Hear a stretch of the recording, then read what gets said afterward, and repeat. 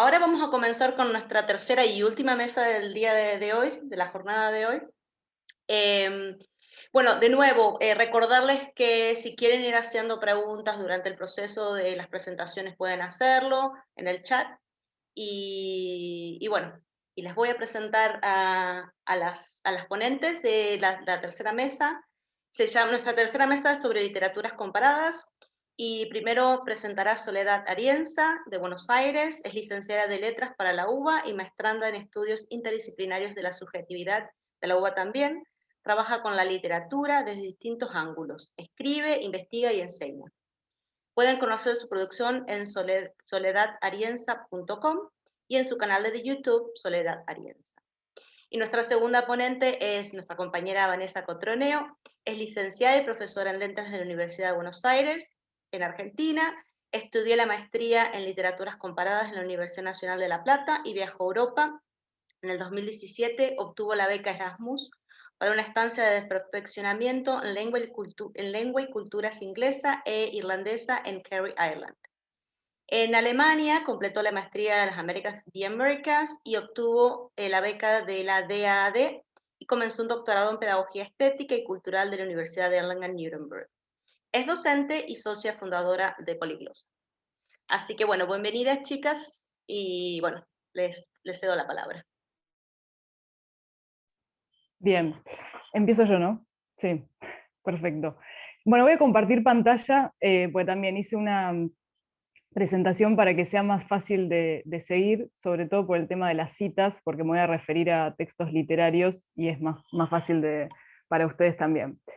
Bueno, en esta ponencia el objetivo es, digamos, recorrer el concepto de angustia y su relación con la libertad y la responsabilidad, tal como la trabajó Sartre en el primer capítulo del Ser y la Nada, para articular estos ejes con zonas de la producción de la autora italiana Alda Merini. Ahora voy a hablar mínimamente de la autora para situar su biografía en algo que nos interesa para esta ponencia.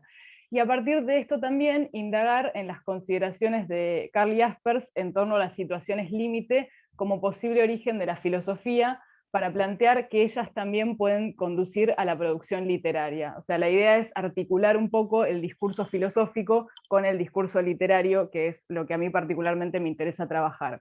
Y el corpus de esta ponencia va a estar centrado en dos textos de Merini. Uno es La Terra Santa, es un poemario del año 1984, y también L'Altra Verità, Diario de una Diversa, que es un texto autobiográfico de no ficción del año 1986. Con respecto a Merini, por si no la conocen, ella es una autora italiana, nació en Milán en el 1931 y murió en el 2009, pero lo interesante ella, digamos, desde parte de la década del 60 y hasta mediados del 70, estuvo internada en lo que en ese momento se denominaban manicomios, en un manicomio en Italia, el Paolo Pini de Milán. Y bueno, esta fue una experiencia, digamos, constitutiva de su vida, y después parte de su obra, ella la centra justamente en reflexionar y tematizar esta experiencia. Justamente estos dos textos en los que yo me estoy centrando tematizan la experiencia manicomial, y por eso en esta ponencia, cuando hablo de enfermedad y angustia, vamos a hacer referencia a, digamos, esta experiencia manicomial y su desequilibrio psíquico, por así decirlo. Entonces estamos situados, digamos, en esta zona y en estas problemáticas. Entonces, principalmente como recorridos de lectura, yo planteo dos. En primer lugar, ver cómo el corpus seleccionado presenta la enfermedad mental como un tipo de respuesta ante la angustia existencial, ¿no? Y también de qué manera Merini explora la anulación del sujeto por parte de las instituciones psiquiátricas y cuáles son sus estrategias de resistencia, porque esto va a ser muy marcado en todo el texto, en todos los textos en realidad. Entonces, para empezar a hablar de situaciones límite, nada más citar a Karl Jaspers para entender él qué se refiere con situaciones límites. Él dice que son esos momentos en los que el ser humano se enfrenta ante situaciones como la muerte, el destino, la culpa, y estoy citando a Jaspers, dice, en las situaciones límites, o bien hace su aparición la nada, o bien se hace sensible lo que realmente existe a pesar y por encima de todo evanescente ser mundanal. Y Jaspers dice que ante estas situaciones límites puede surgir la reflexión filosófica. Bueno, a mí me interesa trasladar esto y pensar cómo también ante la situación límite puede surgir la reflexión y la práctica literaria, ¿no? Entonces acá tengo una cita de Merini, así comienza el diario. Me interesa porque ella acá narra cómo fue su primera internación.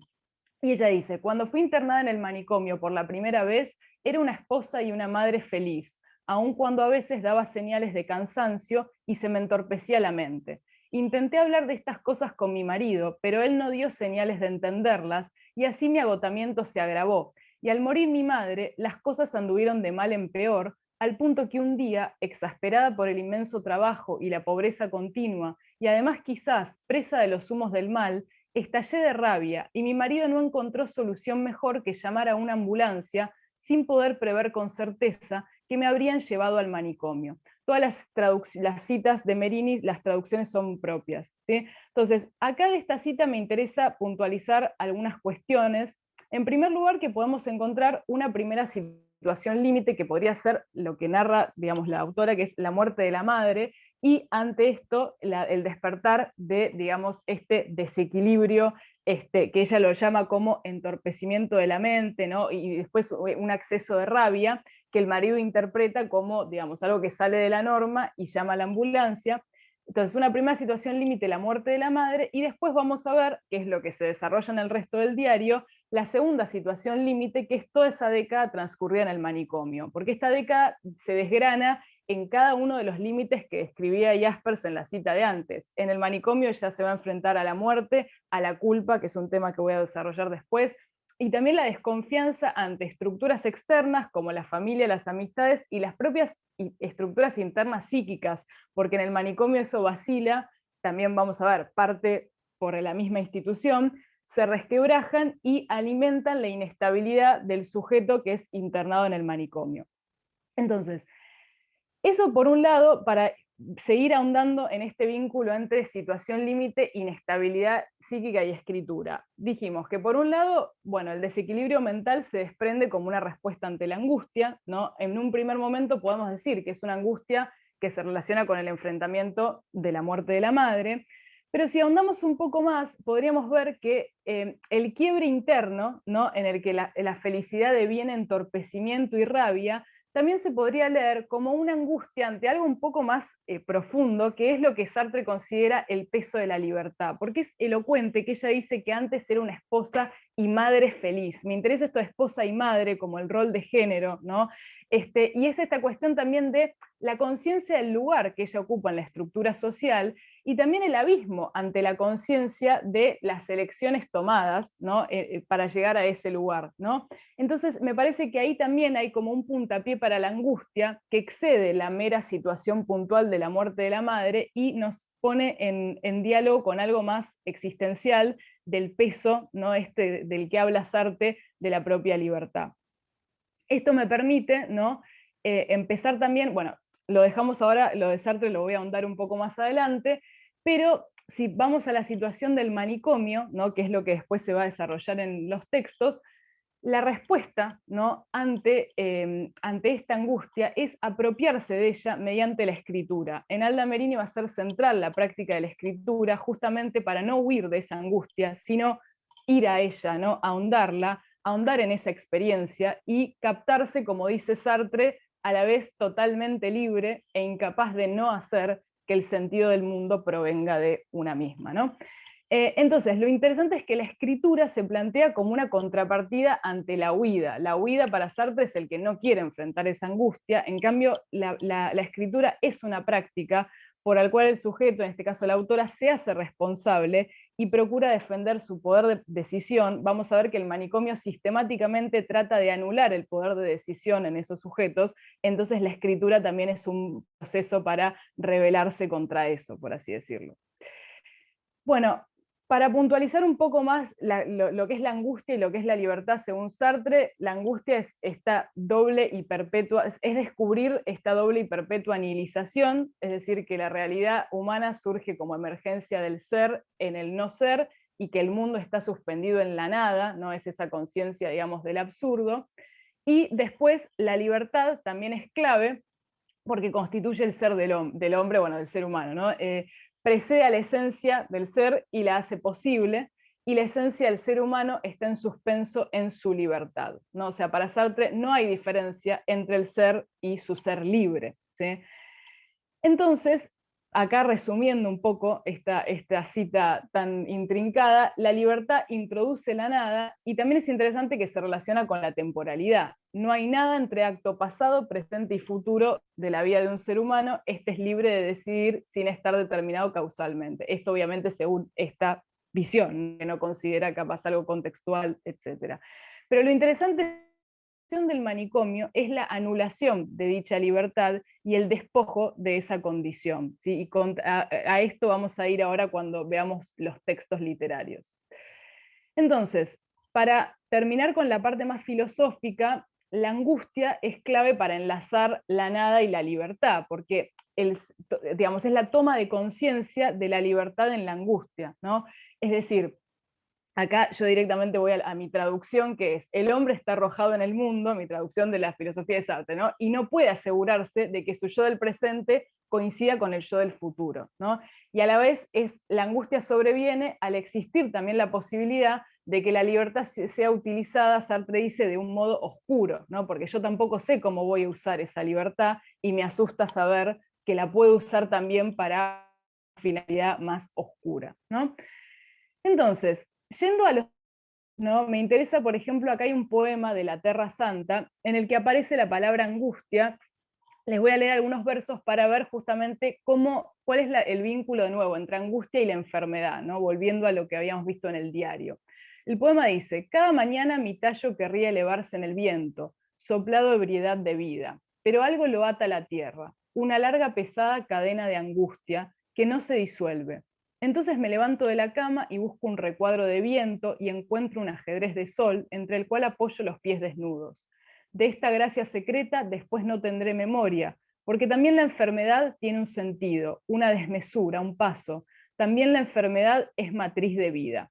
Bueno, primero la cuestión de que la angustia se, digamos, conceptualiza a través de una imagen visual, la de la larga, pesada cadena, ¿no? Después hay otro momento del poema en el que el yo lírico, digamos, se levanta, va hacia el sol, algo más luminoso, ¿no?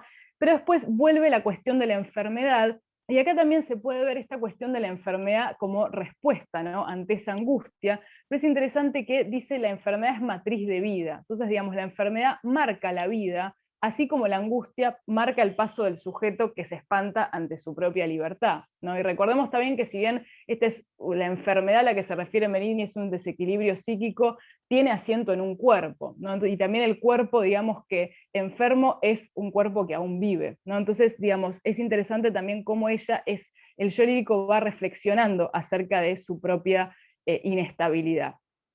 Entonces, ¿qué pasa con el manicomio? El manicomio en estos textos es construido como un lugar de disciplinamiento y despojamiento de la posibilidad de elección, pero también hay un doble movimiento, porque por un lado se trata a los enfermos como no sujetos, pero al mismo tiempo se los responsabiliza de su propia enfermedad. Entonces hay un movimiento ahí que parece contradictorio o paradójico, y a la vez es esta culpa por encarnar una otredad constituida por la propia institución. Esto es lo que Merini deja todo el tiempo muy en claro en el diario, sobre todo.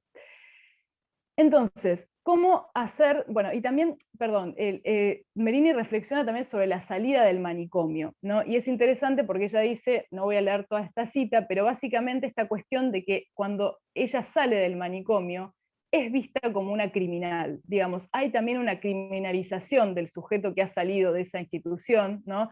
Y ella dice, pero es un hecho que la gente tiene miedo de aquel que ha sido dado de alta del manicomio, porque prevé de su parte un acto incontrolable y secreto que está inicialmente en la base de todos los terrores de la humanidad. Entonces esta cuestión sigue después de haber salido de la institución.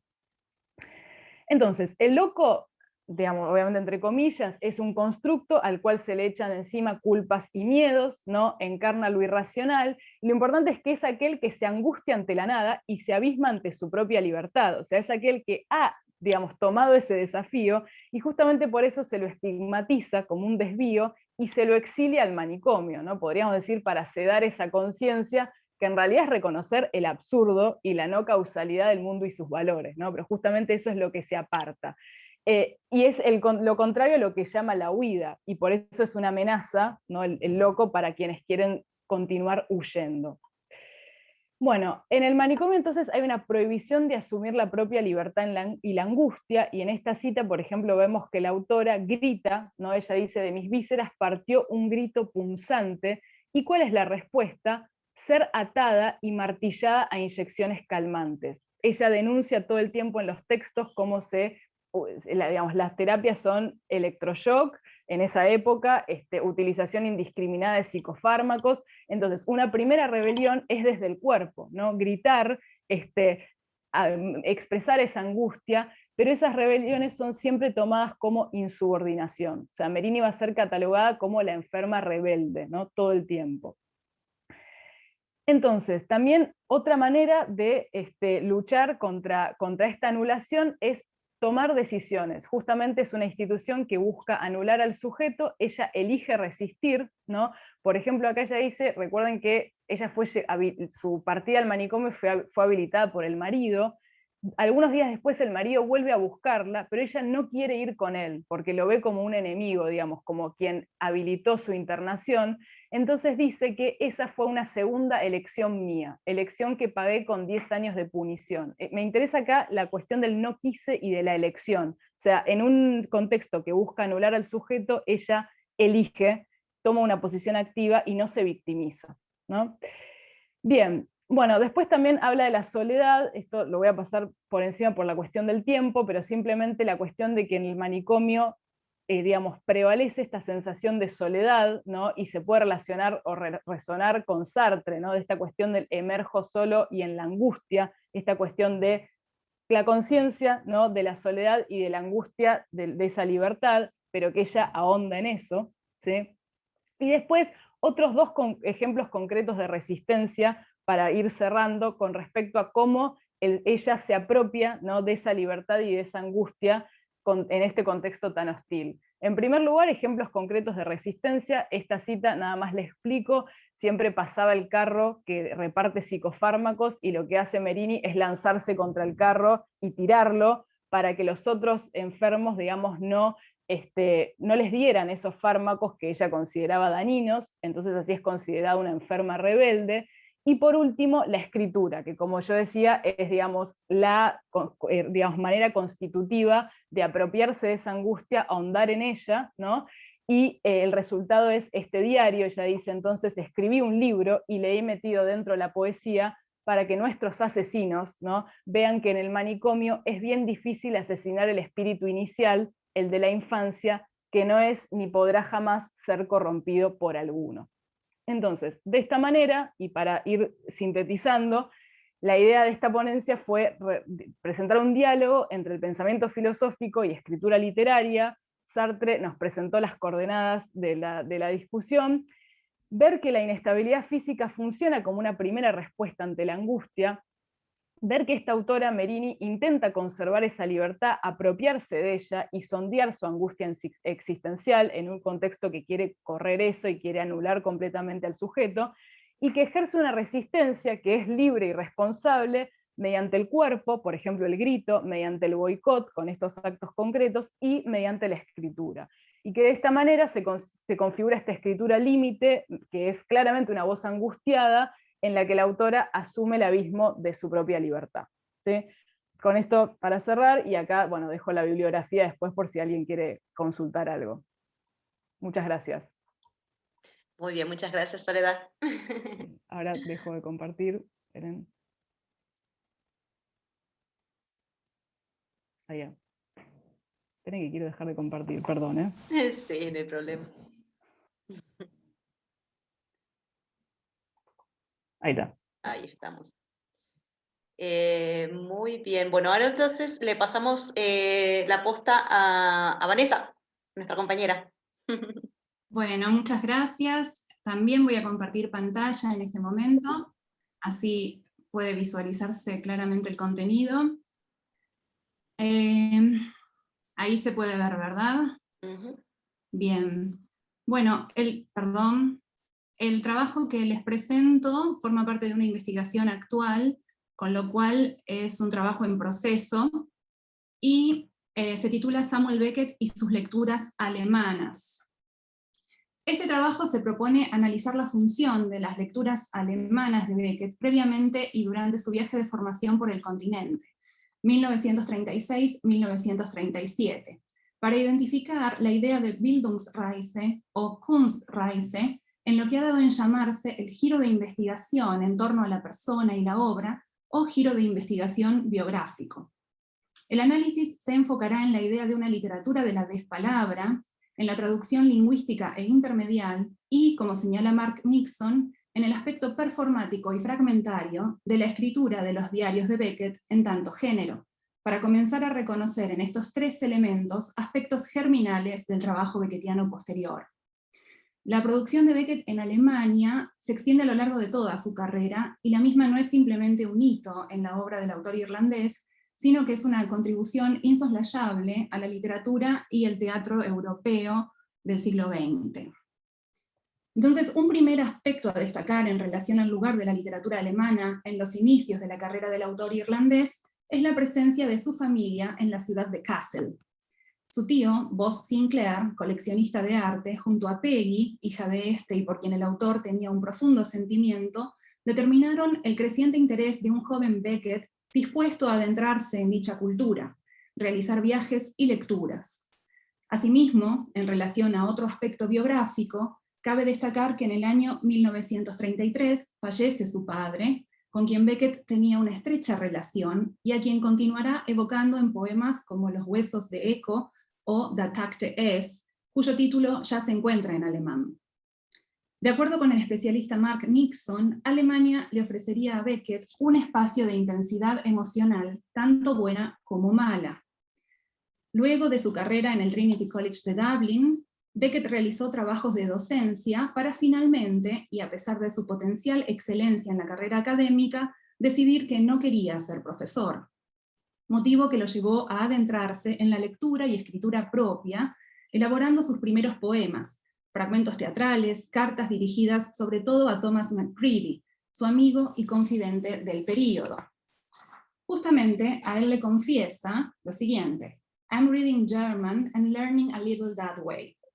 Estoy leyendo alemán y aprendiendo un poco de esa manera.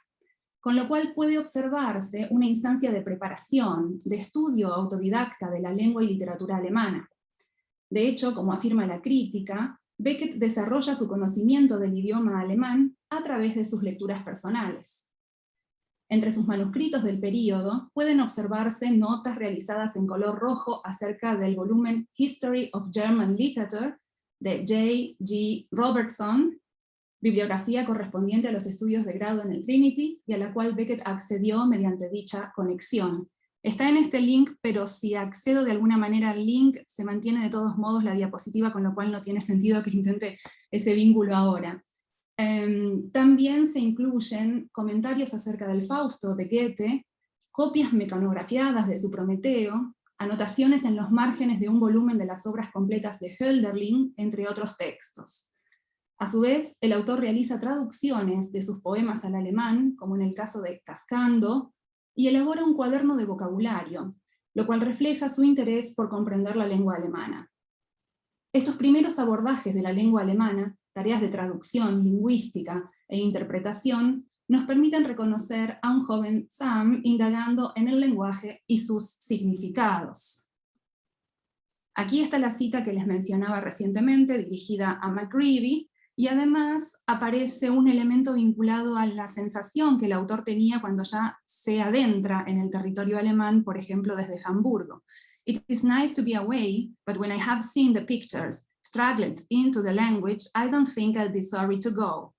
Entonces, aparentemente, Alemania no le agrada demasiado a Beckett y él no sentirá pena en el momento en que se vaya.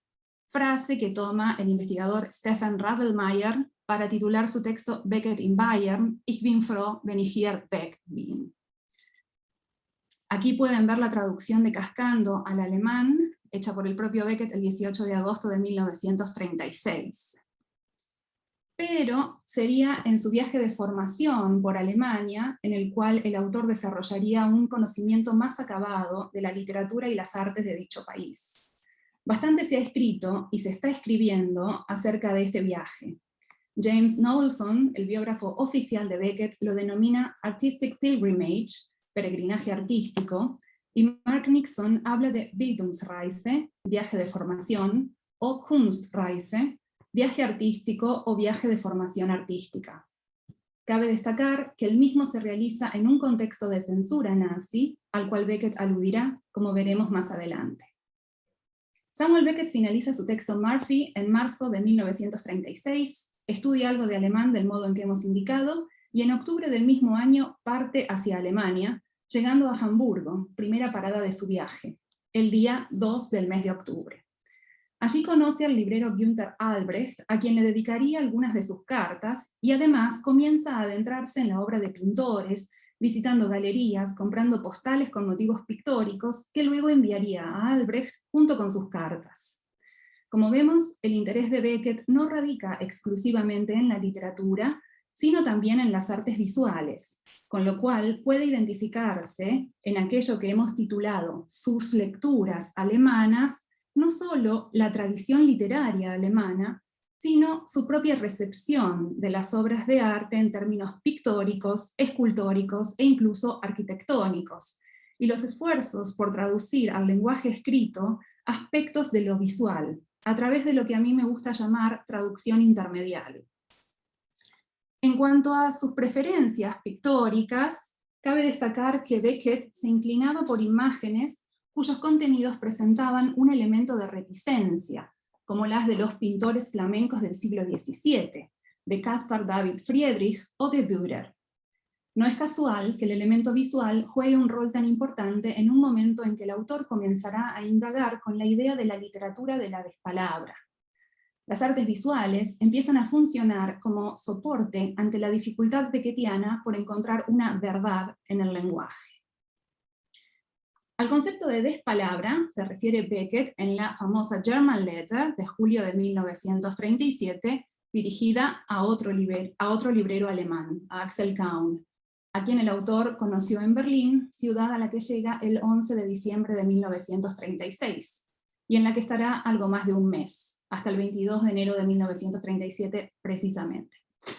Allí, según su biógrafo, comienza a manejarse como un local, evidenciando su gusto por la caminata como actividad, algo que podemos encontrar en esta cita del biógrafo Knowlson. Luego de mencionar algunos edificios alemanes, dice, soon became as familiar to him as the buildings of the Trinity College Dublin, ¿no? Esta idea de la familiaridad. Sin embargo, los sentimientos de Beckett por la ciudad y el país son, si no de rechazo, al menos de incomodidad, y esto le confiesa a Mary Manning. This trip is being a failure. Germany is horrible. Money is scarce. I'm tired all the time. All the modern pictures are in cellars.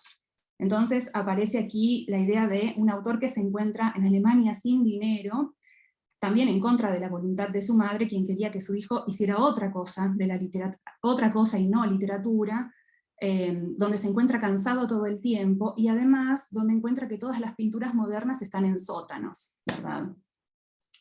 Beckett ya había recorrido Hannover, y luego de Berlín llegaría el turno de Halle, Dresde, Bamberg, Würzburg, Nuremberg y Múnich, entre otras.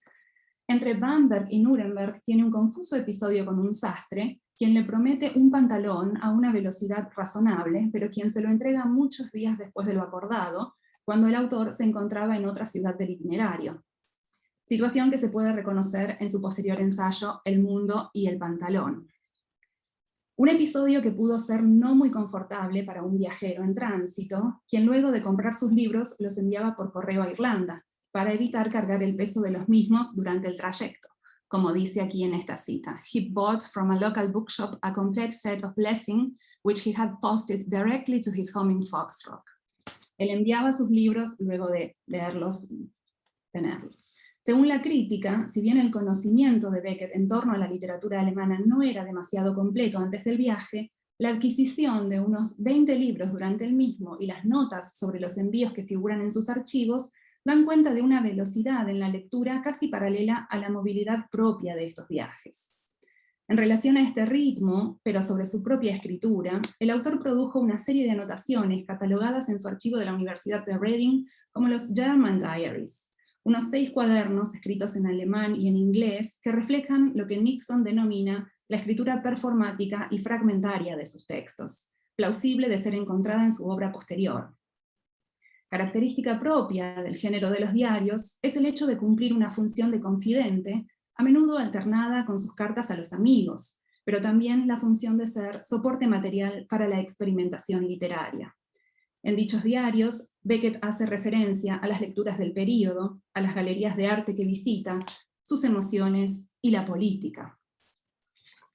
Recordemos, como ya he dicho, que el contexto de este viaje es el de una Alemania nazi, rodeada de propaganda y de censura, como bien lo refleja el autor en su mención a las obras pictóricas que estaban en los sótanos y vimos anteriormente.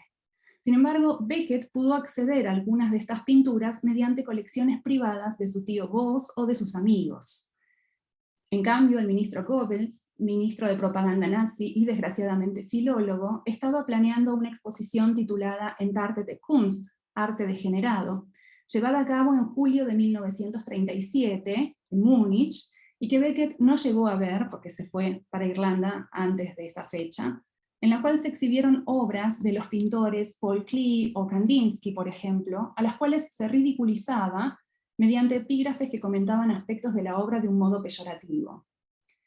Una de las anotaciones de Beckett en relación a esta figura de poder, Goebbels, es Alles hat ein Ende, nur die Wurst hat zwei, que significa todo tiene un final, solo la salchicha tiene dos, ironizando con la política y desacralizando un régimen que se pensaba intocable.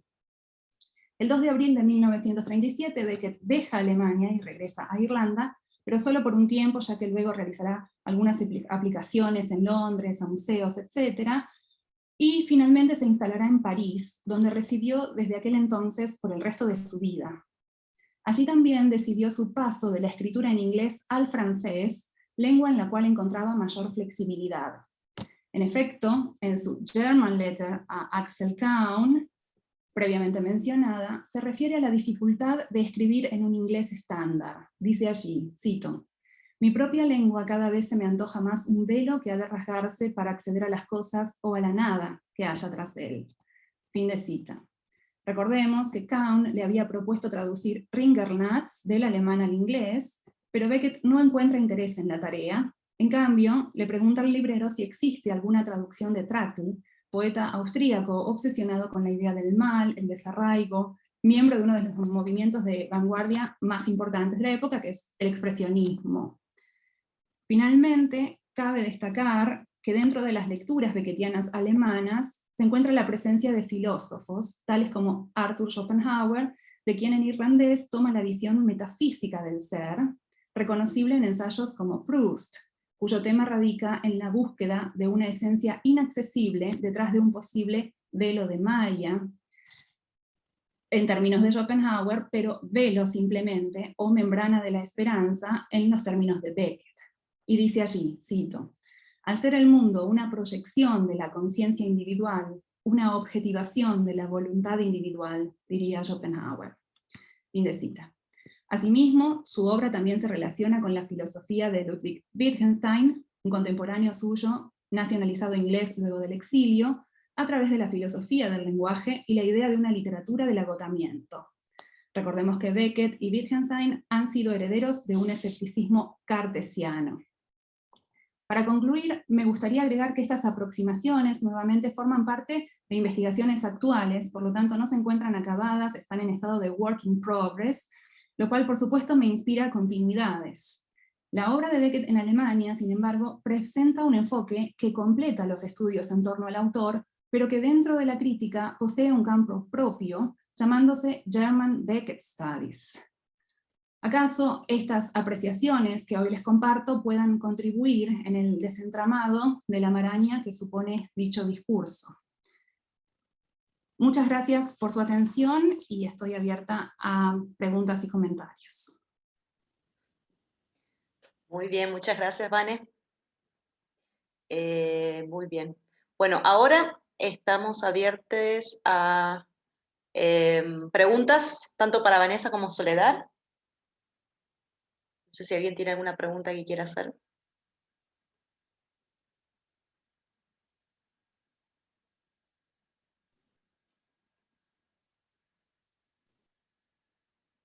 Sí. Bueno, esperando un poco que surjan otras preguntas también. Gracias, Soledad, por tu ponencia, me encantó. Y cuando hablabas un poco de esta idea de las situaciones límites, de la muerte, el destino, la culpa, y cómo escribir, pensaba en esta idea de Adorno, justamente, ¿no? De cómo escribir después de Auschwitz, la experiencia del cuerpo. ¿Encontrás allí alguna relación con la dificultad de la autora Merini, digamos propiamente con la dificultad por expresarse? Gracias. Sí, absolutamente. De hecho, bueno, en este trabajo no lo incluí, pero también en otros estoy trabajando la categoría del testimonio, y en ese sentido, en relación con lo que plantea, por ejemplo, Agamben y sus consideraciones acerca de cuerpo, lengua y cómo narrar estas experiencias, ¿no? Yo creo que lo interesante de Merini es justamente que lo aborda tanto desde la poesía, como por ejemplo en La Terra Santa, como desde el diario, que es un discurso en prosa y de otros, digamos, con otra particularidad, claramente, digamos, no ficcional, pero creo que en ambos está todo el tiempo en la autora esta reflexión, ¿no? Acerca de, bueno, cómo narrar esta experiencia, y de hecho muchas veces ella dice en los textos que hay momentos que tiene vacíos o lagunas, ¿no?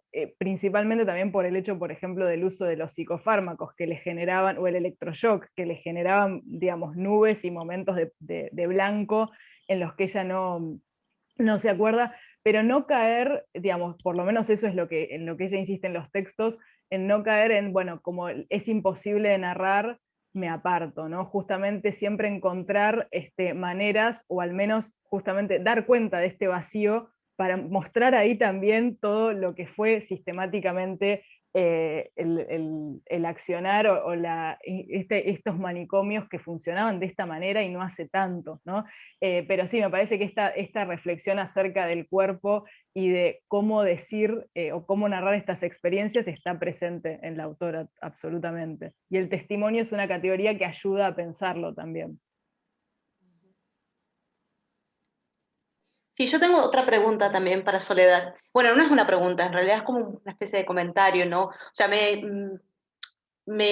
llevó a pensar mucho como el enfoque que se le da a la loca, en este caso, el loco, le loque, y también cómo se convierte en un chivo expiatorio para la sociedad, ¿no? O sea, siempre estigmatizando a la loca, le loque, al loco, eh, y siempre utilizando como, ¿no? La forma en que la sociedad tiene para espiar toda su bronca, toda su... ¿Por qué? Porque el eloque es una persona diferente, ¿no? Y en el caso además de ser la loca, es una mujer, o sea, hay una doble estigmatización, ¿no? Y bueno, y lo interesante de esa resistencia al apropiarse de su libertad, de su angustia y de su locura, ¿no? Como una forma sí, de pelea, ¿no? De resistencia. Totalmente. De hecho, en otras citas que no tuve que seleccionar, pero ella claramente dice, digamos, al cual se le echan encima esas culpas y miedos.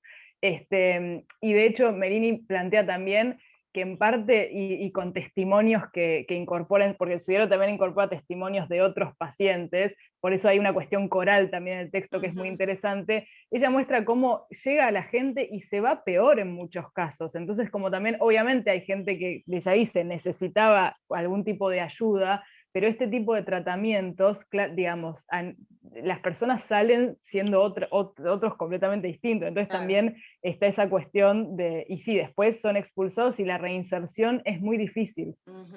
Sí, sí, sí.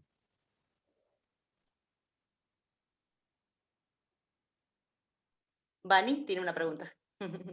No, también como un comentario, también pensando en lo que vos acabas de decir, Andrés, pero también para Soledad. Yo veo que sí, que hay como una cuestión, por lo menos en ese caso en el que nos has traído, que nos has compartido, Soledad, que tiene un alto componente misógino, ¿no? O sea, esto de que sí, casi que se podría decirle de un ataque de histeria, listo, la mandamos al manicomio más o menos. Y estuvo 10 años ahí. ¿En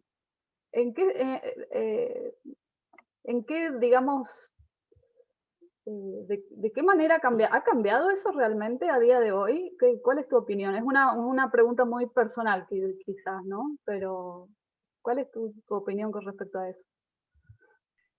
Bueno, no, yo creo que sí, digamos, me parece que hubo cambios en el sentido de objetivo de los tratamientos, por ejemplo, digamos, por suerte ya hay estas cuestiones como el electroshock, digamos, digamos, médicamente hay tratamientos que no se utilizan más, pero yo creo que sigue presente y por eso también mi interés en esta temática, ¿no? Veo que uno cuando investiga, los temas nos interpelan de alguna manera, cada una lo que elegimos investigar, y creo que sigue estando presente esta cuestión, digamos, con respecto a las cuestiones de la psiquiatría, ¿no? También hay, digamos, una estigmatización a aquel que consume medicación, digo, también hay una demonización de la medicación que también me parece que es un extremo que no es saludable porque a veces es necesaria, pero sí creo bueno, que es un tema que no está todavía completamente, que digo, que vale la pena seguir pensándolo, si Tal bien cual, hay cosas que han está avanzado, ¿no? Pero... como socialmente también el tema este de,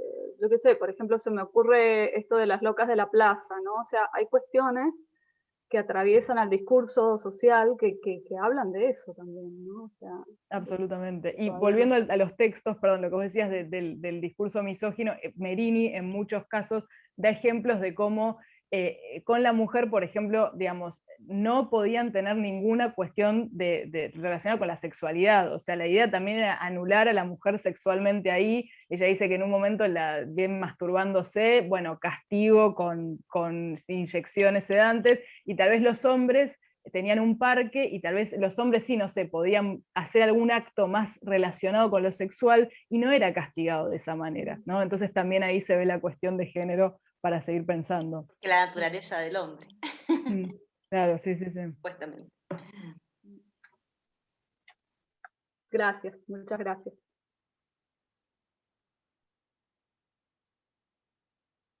¿Hay una otra pregunta? Yo quería preguntar a Vanessa, dentro de Vanessa, porque habla también de un tema que me encanta, que son los deslocamientos, las trocas, la idea del viajero y las territorialidades. Si hay en tu trabajo alguna fuente, alguna referencia con teorías como geocrítico, geopoético. Sí, muy interesante la pregunta, Yamile, gracias. La verdad es que hasta el momento no hay elementos de geopoética en relación al autor. Ya te digo, lo que me parece que empezó a surgir es esta idea como del giro biográfico, que si bien anteriormente ya se estaba trabajando de algún modo, porque cada vez que trabajamos un autor, una autora, vamos siguiendo su obra y también siguiendo un poco su biografía de alguna manera, las cosas que ha hecho, cuál fue el contexto de producción. Actualmente, a partir del año 2013, indica uno de los autores, empieza a surgir con más énfasis la idea de lo biográfico. El autor es Irmer puntualmente, pero no, en términos de geopoética o geopoética... Geocrítica. Gracias. De nada. Bien, ¿tenemos alguna otra pregunta? Bueno, yo voy a leerle un mensajito el último mensajito que nos cayó en el Facebook, de Sandra Chue. Felicidades, excelentes ponencias, me ha interesado investigar más sobre Beckett y Alda Merini. Saludos y muchas gracias. Y si no tenemos más preguntas, podemos ir cerrando porque ya estamos en horario. Y me imagino que todos están un poco cansados, ¿no? Fueron 3 horas. 3 horas non-stop.